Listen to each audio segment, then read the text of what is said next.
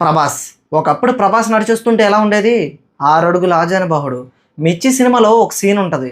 కారులోంచి అడుగుపెట్టి అలా నడుచుకుంటూ వస్తుంటే హీరోయిన్ అనుష్క ఏమున్నాడు బాబు. అని అంటదా? అలా ఉండేటోడు.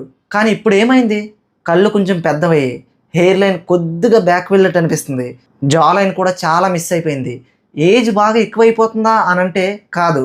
కానీ ఏజ్ కంటే ఎక్కువగా ఫేస్ ఇంకా డల్గా కనిపిస్తుంది. ఒకప్పుడంటే చిన్ని కళ్ళతో తను ఇచ్చే ఎక్స్ప్రెషన్స్కి చాలా పెద్ద పెద్ద డైరెక్టర్లే ప్రభాస్ కెరీర్లో చాలా మంచి ఎక్స్ప్రెషన్స్ ఈ సినిమాలో ఇచ్చాడని ప్రతి సినిమాలో కూడా చెప్పేవారు.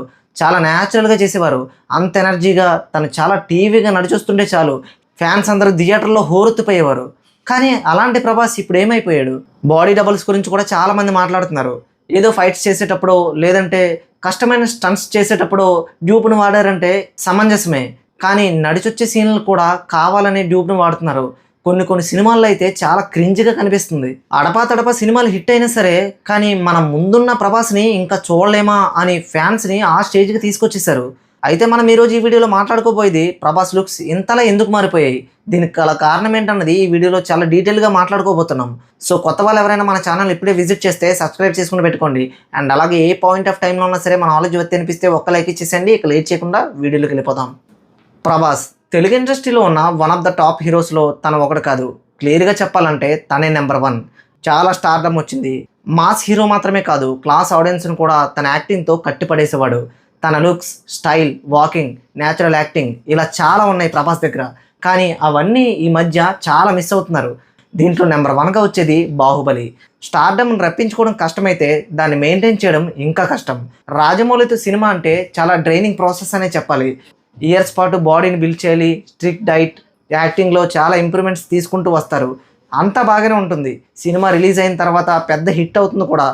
కానీ సినిమా రిలీజ్ అయిన తర్వాత ఆ లుక్స్ని మెయింటైన్ చేయడం అన్నది చాలా కష్టం. ఎందుకంటే అంత స్ట్రిక్ట్ డైట్ని ఫాలో అయిన తర్వాత ఒక్కసారిగా స్వాతంత్రం రావడంతో ఆ డైట్ నుంచి ఎవరైనా సరే పక్కదారి పట్టేస్తారు.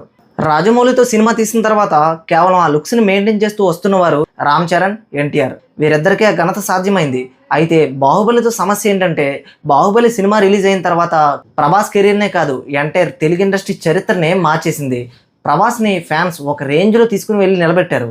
ఇక బాహుబలి రిలీజ్ అయిపోయింది, సక్సెస్ కూడా కొట్టేశారు. ఫ్యాన్స్ ఎక్స్పెక్టేషన్ రీచ్ అవ్వడం ఒక ఎత్తు అయితే ఆ లుక్స్ని మెయింటైన్ చేస్తూ రావడం ప్రభాస్కి ఇంకా కష్టంగా మారింది. ఇన్నేళ్ళు ఒక సినిమా కోసం కష్టపడిన తర్వాత ఎవరైనా కాస్త రిలీఫ్ కోరుకుంటారు కదా, అక్కడే ప్రభాస్ లుక్స్ కూడా డ్యామేజ్ అయ్యాయి. కొన్ని విషయాలు బయటకు రావు కానీ ప్రభాస్కి చాలా బ్యాడ్ హ్యాబిట్స్ ఉన్నాయని చెప్పి టాక్ కూడా ఉంది. సిగరెట్స్, ఆల్కహాలిక్ అండ్ అలాగే తన ఫ్యాన్స్కి బాగా ఫుడ్ పెట్టడమే కాదు తను కూడా హెవీగా ఫుడ్ తీసుకుంటాడు. చాలామంది స్టార్ హీరోస్, హీరోయిన్స్ కనీసం ఒక డ్రింక్ కోసం అడ్వర్టైజ్మెంట్ చేసేటప్పుడు కూడా వాళ్ళు డ్రింక్ తాగరు, తాగినట్టు నటిస్తారు. కానీ ప్రభాస్ మాత్రం అలా కాదు. తనకు నచ్చింది తింటాడు, తనకు నచ్చింది తాగుతాడు. చాలా రోజుల పాటు బాహుబలి సినిమా కోసం ఈ అలవాట్లన్నీ అణిచిపెట్టుకుంటూ వచ్చాడు. కానీ ఒక్కసారిగా బాహుబలి రిలీజ్ అయిన తర్వాత ఆ అలవాట్లన్నీ బయటకు వచ్చాయి. లుక్స్ కూడా చాలా డ్యామేజ్ అయ్యాయి. ఇక నెక్స్ట్ పాయింట్, ప్రభాస్కి నో చెప్పడం కానీ ఇచ్చిన మాట తప్పడం కానీ అస్సలు రాదు. అప్పుడెప్పుడో 10 ఏళ్ల కిందట ఒక హిట్ సినిమా తీశాడని తనతో ఒక సినిమా చేస్తానని మాట ఇవ్వడంతో ఆ మాట తప్పకుండా ఫ్యాన్స్ ఎక్స్పెక్టేషన్స్ పట్టించుకోకుండా ఆ డైరెక్టర్తో ఖచ్చితంగా సినిమా చేస్తాడు. దీనిలో భాగంగానే రాజాసాబ్, రాధేశ్యామ్, ఆదిపురుష్ ఇవన్నీ కూడా అలా వచ్చినవే. ఇక రిజల్ట్ ఫ్యాన్స్ ఎక్స్పెక్టేషన్స్కి రీచ్ అవ్వకపోవడమే కాదు ప్రభాస్ని చాలా క్రింజ్ హీరోలో చూపించారు.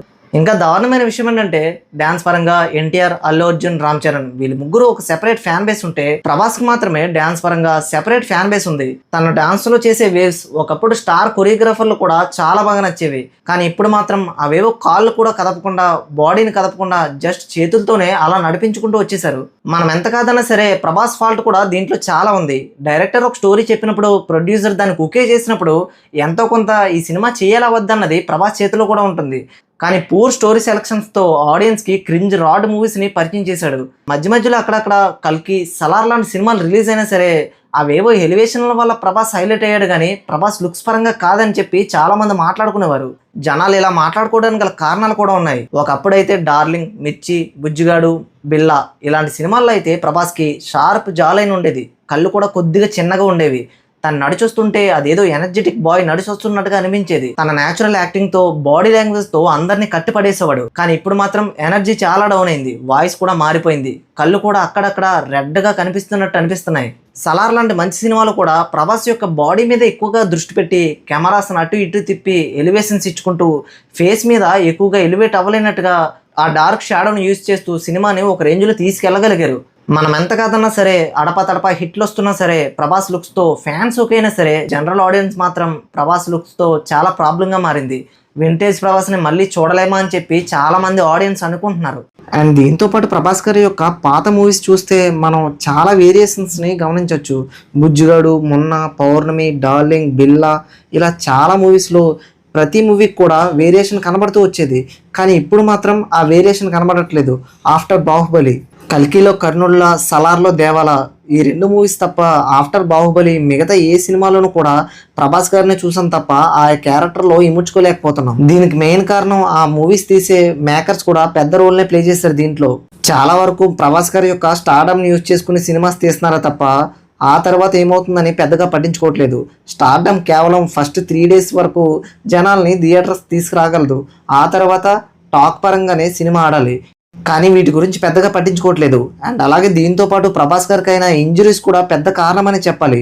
చాలా వరకు ఎక్కువ టైం తీసుకోవడం వల్ల సినిమాలకి ఇంకా ఫాస్ట్గా చేయాలి అనే ఆలోచనతో, ఫ్యాన్స్ని ఎంజాయ్ చేయించాలి అనే ఆలోచనతో ఎక్కువ సినిమాలు తీయడం, దాంట్లో ఇంజరీస్ అవ్వడం, కానీ ఆ ఇంజరీస్ నుంచి ఇంకా రికవరీ అవ్వకుండానే మళ్ళీ రీస్టార్ట్ చేయడం, దీనివల్ల బాడీ స్ట్రెయిన్ అయిపోవడం, చాలా ఇంజరీస్ అలాగే ఉండిపోవడం. మనం గమనిస్తే రాజసాబ్లో లెగ్ ఇంజరీ ఉండడం వల్ల స్టెప్స్ కూడా పెద్దగా వేయలేకపోయారు. నించునే ఆ స్టెప్స్ని అలా ఆడిచ్చేస్తూ వచ్చారు. కానీ నార్మల్ ఆడియన్కి ఇవన్నీ తెలియదు కదా. జస్ట్ సినిమా చూసారా, ఎంజాయ్ చేశారా, ఎలా చేశారు అని చూస్తారంతే. బ్యాక్గ్రౌండ్లో జరిగిన ఈ ఇంజరీస్ గురించి పెద్దగా పట్టించుకోరు. సో టైం లేట్ అయినా సరే ఒక మంచి ప్రోడక్ట్ని జనాలకు అందించడానికి చూడాలి తప్ప కంగారు పడి ఏదో ప్రోడక్ట్ని జనాలకు అందించడం వల్ల చాలా ట్రోల్స్ని ఎదుర్కోవాల్సి వస్తుంది. అయితే ప్రభాస్ గారి లుక్స్ గురించి జరిగిన కాంట్రవర్సీ ఇప్పటి నుంచి కాదు, చాలా ఏళ్ళ నుంచి జరుగుతూనే వస్తుంది, తన లుక్స్ పాడైపోతున్నాయని. కాకపోతే ఈ విషయం తన దగ్గర వరకు వెళ్ళింది అని అనుకుంటున్నాను నేనైతే. రీసెంట్గా కపుల్ ఫ్రెండ్లీ అనే ఒక మూవీకి ఒక ఇంటర్వ్యూ ఇస్తుండగా ప్రభాస్ లుక్స్ చాలా బాగున్నాయి. అండ్ అలాగే సందీప్ రెడ్డి వంగ రిలీజ్ చేసిన ఆ పోస్టర్లో కూడా ప్రభాస్ లుక్స్ ఎక్సలెంట్గా ఉన్నాయి. నేను అనుకున్నది ఏంటంటే ఈ లుక్స్ పరంగా ప్రభాస్ గారు చాలా దృష్టి పెట్టారని అనుకుంటున్నాను. నాకు తెలిసి if I'm not wrong, Prabhas గారు నెక్స్ట్ 2 మూవీస్లో లుక్స్ మాత్రం చాలా బాగుంటాయేమో అని అనిపిస్తుంది. అండ్ అలాగే మేకర్స్ కూడా మంచి మేకర్స్ కాబట్టి బెస్ట్ అవుట్పుట్ ఇవ్వగలరు అనిపిస్తుంది. సో మీరేమనుకుంటున్నారు అన్నది కింద కామెంట్ బాక్స్లో రాయండి. మేము ఈ వీడియో కోసం ఎఫెక్ట్స్ పెట్టాము అని మీకు అనిపిస్తే ఈ వీడియోకి ఒక్క లైక్ ఇచ్చేసి మన ఛానల్ని సబ్స్క్రైబ్ చేయండి. ఇలాంటి మంచి మంచి వీడియోస్ మీ ముందుకు వస్తూనే ఉంటాయి. మరొక మంచి వీడియోతో మీ ముందుకు వస్తాను. అప్పటి వరకు stay tune. Bye bye, have a good day.